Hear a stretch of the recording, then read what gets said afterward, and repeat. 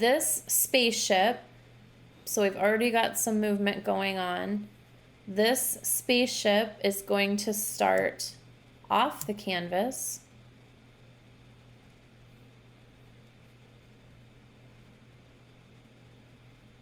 And then it's going to come up about midway and then float back down.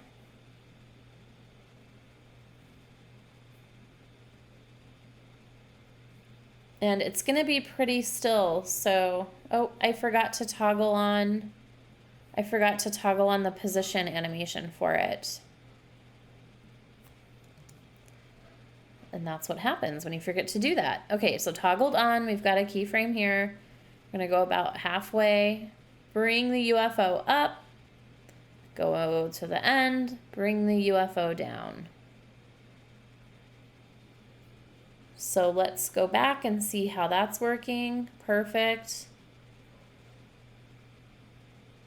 So I think this UFO probably needs some wiggle action as well. So with the layer selected, I'm gonna double click Wiggle-Rama and give it some wiggling that's a little bit sideways. The Wiggle-Rama is pretty intense. So I am going to bring down, like, wiggle positions at 25 right now. So I'm gonna bring that down to maybe 8. Wiggle rotation can come down a little bit too. Now let's see what that looks like. Okay, that's fine.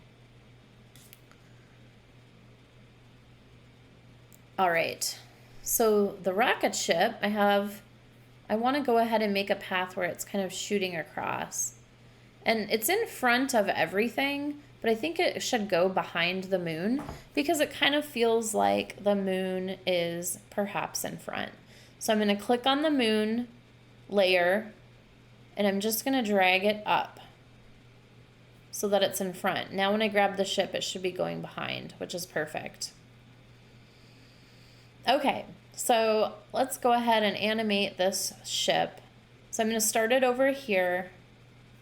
I'm going to hit position, toggle that on. Oh, except I'm not at the end of the beginning of my timeline. So I'm going to Command Z, go back to the beginning, toggle it on again. By the way, if you toggle keyframes off of a layer that has keyframes on it, they just disappear, which is nice because if you're wanting to reset, then that's good. So I just moved this forward without scrubbing my scrubbing tool forward, so I forgot to do that. All right, so we'll bring the ship this way, and then we'll bring it further along. And you see how this is doing all angles? It's because, like before when we did the paper airplane, we used the pen tool, which has more of a curve to it by default. But this doesn't. So what we'll do is just come in here with our bevel tool and we'll click these to get that rounded option and those handles. Go back to our selection tool. As we click on these anchors, we're able to make adjustments to the path.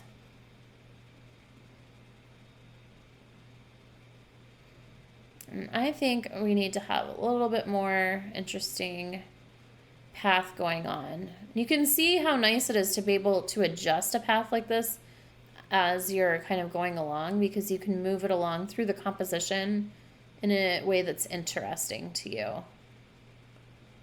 Okay.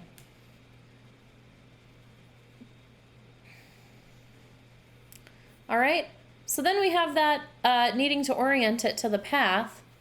So we're gonna go to Layer, Transform, Auto Orient. I'm gonna turn it on, hit OK. And let's see, that actually didn't work.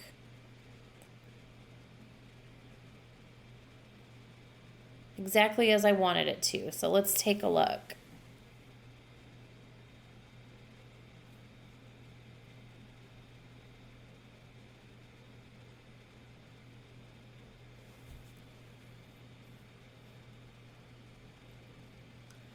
So I think what I'm going to do is, since it's set to auto orient, I think if I just rotate it I give it a little rotation like so. That should fix it. Let's see. Yes. So if your auto orient doesn't work perfectly, you can just give it a little bit of a rotate, not with any keyframes on, and have it working how it's supposed to.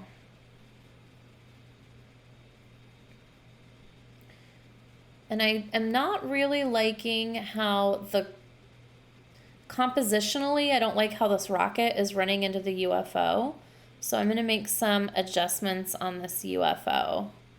So instead of having it go all the way through the entire composition, I'm going to make this animation. I'm going to bring these keyframes over a little bit more and have the ship go up and down before the rocket ship comes through. And that looks like it's working a lot better.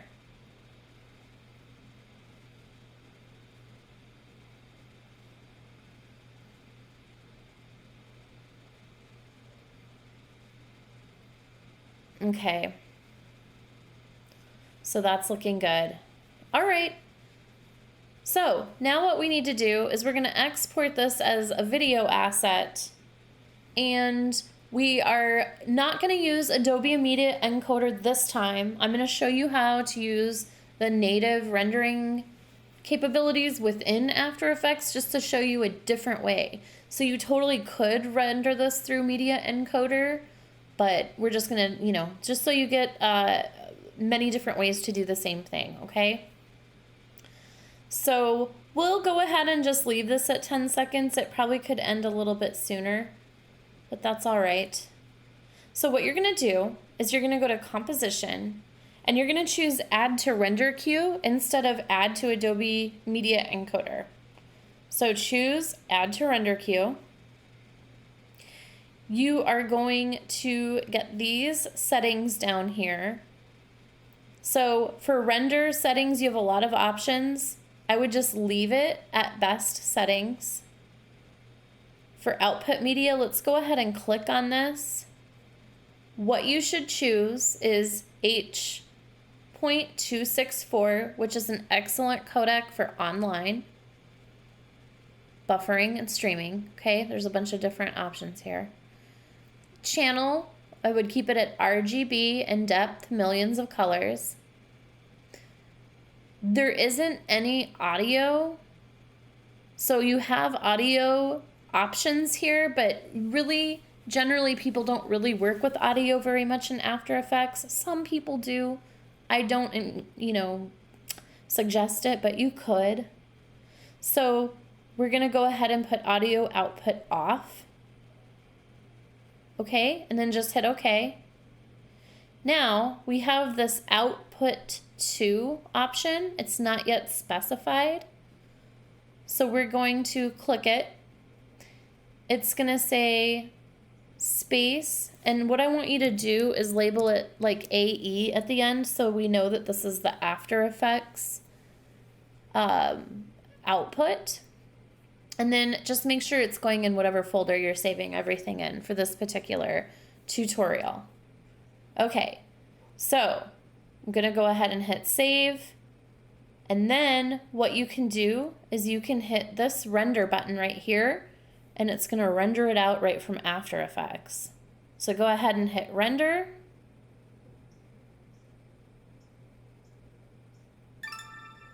Okay, that's all done. So if you go into the folder where you're saving everything at, space, and here we have, let's see, where is it? Right here. Here we have the video. So you can see it's exported at a pretty high resolution. It's 10 seconds. It's got everything going on that we wanted it to. Okay, perfect. What you will notice is that it's a pretty large video for being 10 seconds. It's 18 megabytes. So we need to compress this because we don't want to have a 10-second video that's this large. And this one isn't that big of a deal, but sometimes you're going to have videos, especially if you have more complicated assets, that are going to export out of After Effects that are, really gigantic, like 500 megabytes, 1 gigabyte, and things like that. So what we're going to do is go through and I'm going to show you how to compress this. And the reason that, so After Effects isn't going to export a low resolution version of your project ever. After Effects isn't really like where the asset is finalized, usually in animation, in motion design. Usually it's finalized in some kind of video editing application. So I'm going to go ahead and save the project in here. I'm going to close After Effects because I'm done with it. I suggest probably not having Adobe Premiere and After Effects open on your computer at the same time if you can. So go ahead and launch Adobe Premiere Pro. If you don't have it, downloaded, go ahead and stop and get that installed on your machine.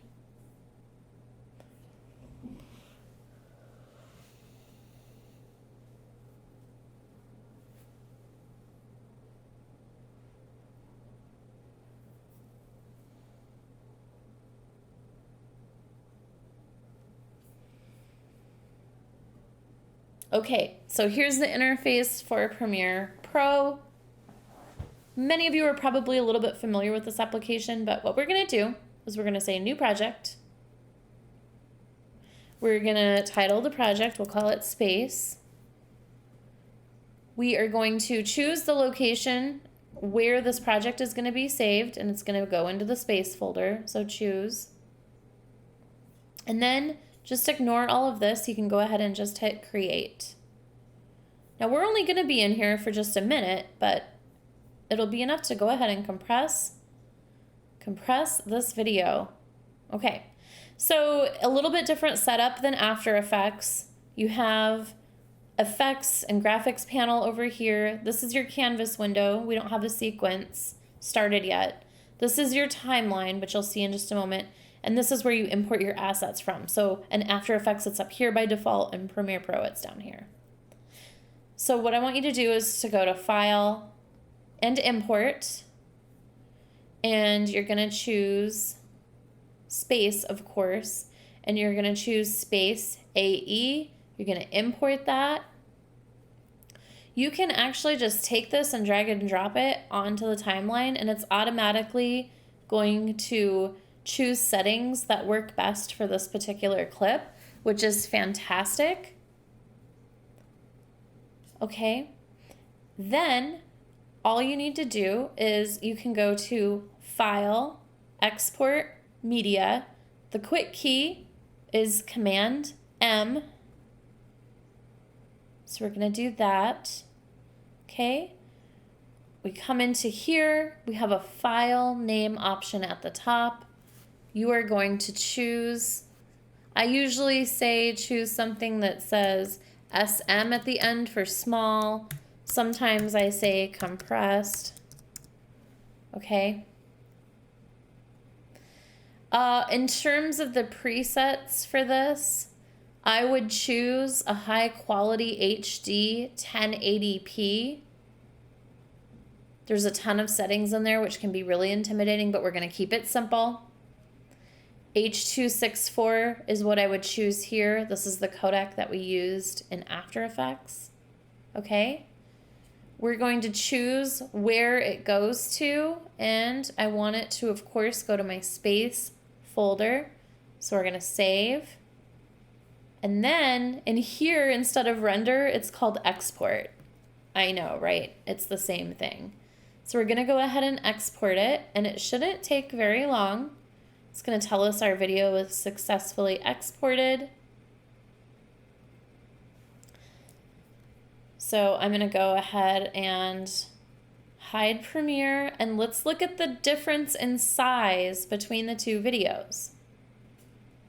You have the After Effects that was 18 megabytes, and then compressed, we have 14 megabytes. I guess that's not really that much smaller, but it really does make a big difference when you're using several high quality videos and you're stitching them all together in Premiere. So what it is like in After Effects, you're making different compositions and you're exporting different sets of motion design and animation out. But then you can come in to Premiere and bring all of your pieces together, which we will do later on. But you bring them in here and then you can edit them. So let's say like the end of that animation, I didn't really like the end. There's not a lot going on. The spaceship exits the frame. I can come in here and I can edit it in here too. But imagine that you have 15 of these exported and you're stringing them all together. All right. So that's how you can go through and compress and then also edit your clips together, which we'll go over that later on. But I am going to go ahead and conclude this particular tutorial. Oh, actually, we have another thing we need to do. I'm sorry. So to turn this in, and this is how you're going to turn all of your video content in this term, is you are going to upload it to a video platform of your choice. This could be YouTube. It could be Google Drive. It could be Vimeo. Either one of those three things. I'm just going to go back to my channel here. So what I want to do is I want to create. So if you have a YouTube account, this is probably the easiest way. But you can do the other ways as well. So I'm going to upload my video. Here's my compressed one. I go ahead and upload that. Now, if this is like, there's certain videos you don't want to, let's say you post content to your YouTube channel and you don't want anyone to see this. That's totally fine. I'm going to show you how you can post it without anyone seeing it. Some of you may already know this. So the basic requirements for YouTube is to name it. I think there's 2 spaces there. There we go. Space tutorial. I'm going to just say it's not made for kids, even though it's completely appropriate for kids, just because I didn't actually make it for kids. I'm going to skip these next 2 because that's all fine. And then what you can do if you don't want it to be seen on your YouTube channel, but anyone with a link can watch your video, me, for example, choose unlisted. That way it doesn't show up on your YouTube channel. Do not choose private because that means only you who are logged into your account can see the video. If you choose private and submit that to me in Canvas, I cannot watch your submission and it's a big mess and it drives me a little bananas. So choose unlisted. I'm going to go ahead and save that. And then it'll start uploading, which will only take just a second. So here's my link. I'm going to go ahead and navigate to that. And then this is your URL link that you would submit to Canvas to get credit for this assignment. So that's what you need to do. If you upload it to Google Drive and you share a link with me to Google Drive to the video, you need to make sure that permissions are set so that I'm allowed to watch it. Otherwise, I have to send you an email and it's a big mess and it's a big pain. But you know what? It's good to be able to send people content with links that are not set on private and all these accidents. It's a skill set that you just need to learn as a digital media producer of content anyways. YouTube's the easiest if you have an account, or Google Drive. You can do that too. Or Vimeo. Some of you have Vimeo accounts.